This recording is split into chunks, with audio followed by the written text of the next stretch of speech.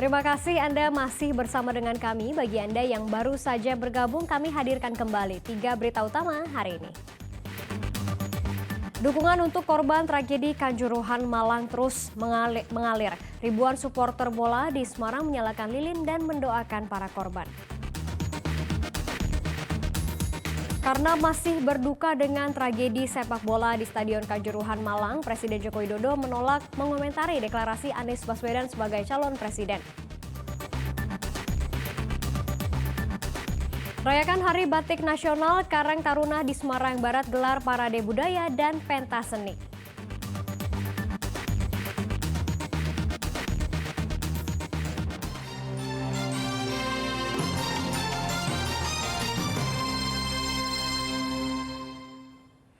Presiden Joko Widodo meresmikan pembangunan pabrik pipa paralon di Batang, Jawa Tengah. Dalam kunjungan kerjanya tersebut, Presiden meminta untuk memperbanyak investasi guna menghadapi krisis ekonomi global. Presiden Joko Widodo melakukan kunjungan kerja ke Kompleks Kawasan Industri Batang Terpadu atau KITB di Kecamatan Gringsing, Kabupaten Batang, Senin siang. Presiden meresmikan pembangunan pabrik pipa paralon dari investor asal Belanda. Presiden meminta semua pihak, terutama Menteri Investasi atau Kepala Badan Koordinasi Penanaman Modal, agar menarik para investor berinvestasi ke Indonesia. Menurut Presiden, dalam situasi krisis ekonomi global saat ini, investasi sangat membantu pertumbuhan ekonomi dan membuka lapangan pekerjaan bagi warga lokal. Adanya investasi seperti ini memberikan kepercayaan yang baik pada negara kita, sehingga nantinya investor yang lain akan datang, dan kita harapkan dengan investasi itu pertumbuhan ekonomi kita akan bisa kita pertahankan dalam posisi yang baik, dan yang kedua bisa membuka lapangan kerja yang seluas-luasnya, yang ketiga memberikan penerimaan negara baik itu lewat pajak, lewat penerimaan negara bukan pajak BNPB, atau lewat pajak karyawannya, dan bisa juga men-trigger pertumbuhan ekonomi di daerah. Itulah Pembangunan pabrik pipa paralon di kawasan industri terpadu Batang merupakan investasi yang ke-13 setelah dibangunnya sejumlah pabrik dari penanaman modal asing. Untuk menarik investor, pemerintah menyediakan 4.300 hektar lahan dan 1.000 hektar lahan tambahan di Kabupaten Batang. Uncur Wijayanto melaporkan dari Kabupaten Batang. Ya, Bang. Presiden Joko Widodo menolak berkomentar terkait pencapresan Anies Baswedan yang dideklarasikan Partai Nasdem. Saat ditanya wartawan terkait pencapresan Anies Baswedan, Presiden Joko Widodo menolak berkomentar sedikit pun. Bahkan sampai 4 kali kata "saya tidak" luncur dari mulut Presiden. Presiden mengatakan saat ini bukan waktu yang tepat karena masih dalam suasana duka akibat tragedi di Stadion Kanjuruhan yang menelan 127 nyawa. Presiden menegaskan saat ini pemerintah fokus bekerja menangani korban dan menginvestigasi kasus Kanjuruhan.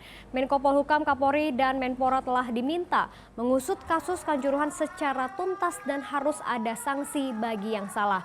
Pada Senin siang, Anies Baswedan yang masih 13 hari lagi menjabat sebagai Gubernur DKI Jakarta dideklarasikan Partai Nasdem sebagai calon presiden 2024 mendatang.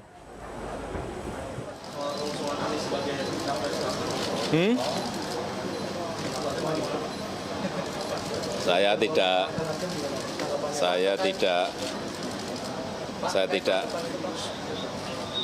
tidak ingin berkomentar karena posisinya masih kita dalam suasana duka. Ya.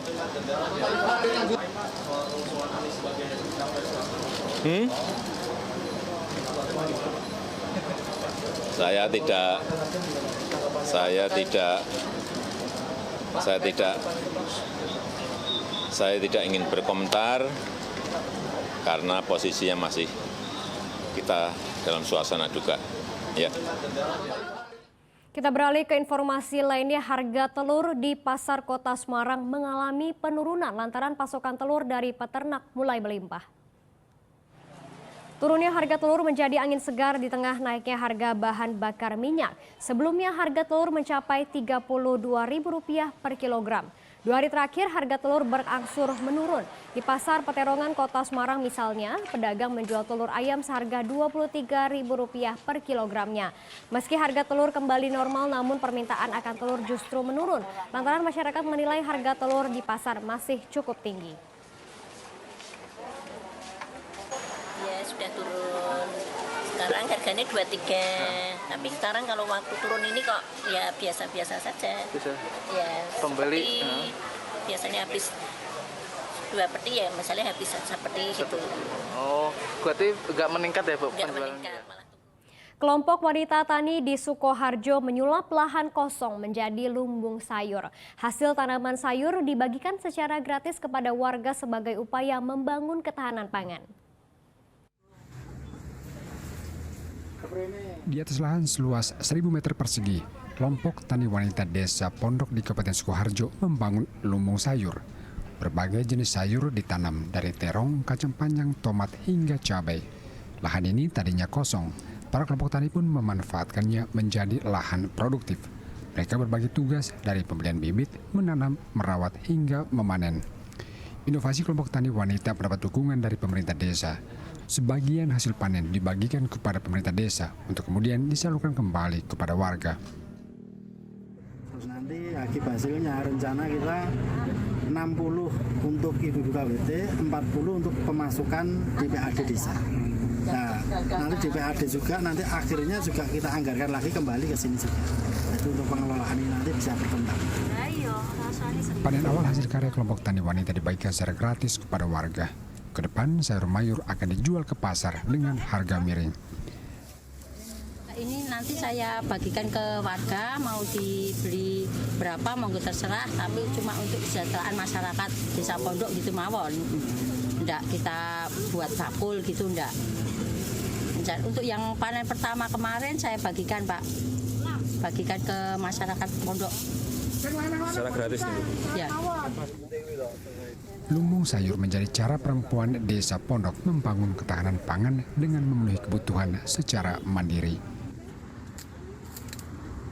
Heri Prastio melaporkan dari Kabupaten Sukoharjo.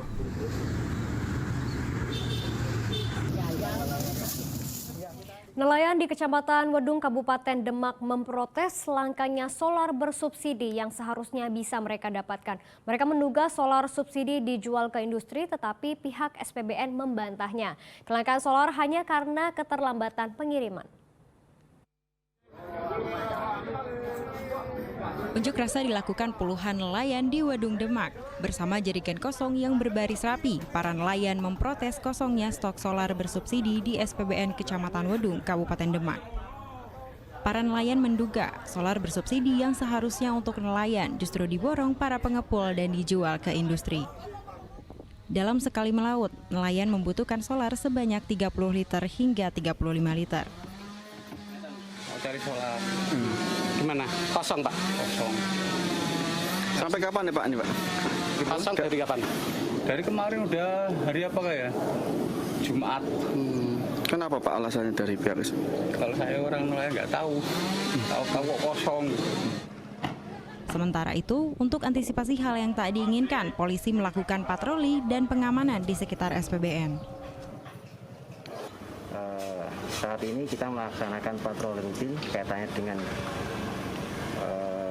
distribusi BBM yang kurang lancar.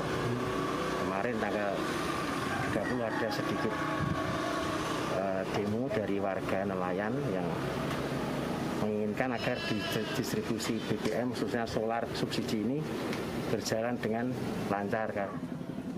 Sementara itu, pihak SPBN di TPE Wedung saat dihubungi lewat telepon membantah jika ada pengepul yang menjual lagi ke industri.